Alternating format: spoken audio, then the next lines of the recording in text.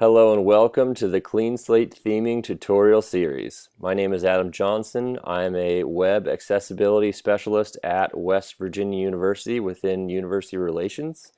And what I'm going to do here is to teach you how to make themes for CleanSlate from start to finish.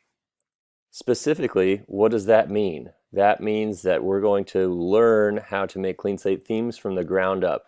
We're going to spend a little bit of time talking about the prerequisites, which are HTML, CSS, JavaScript, knowing a little bit about the command line and knowing how to interact with repositories in Git. We're going to cover the various tags within the CleanSlate theming language called Radius. We're going to cover the required files and folders that are used within the system and within themes. We're going to cover how to create different layouts, navigation, and functionality within themes. We're going to learn how to work on CleanSlate themes locally with Hammer.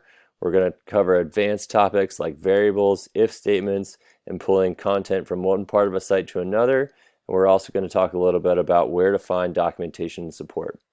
I can guarantee whether or not you're brand new to theming CleanSlate or you're a seasoned pro, you're very likely to learn something from this tutorial series. So without further ado, let's get right into it. In the next video, we'll talk about what is CleanSlate, what is a CMS, and what does it look like to be a CleanSlate theme developer and a CleanSlate content editor.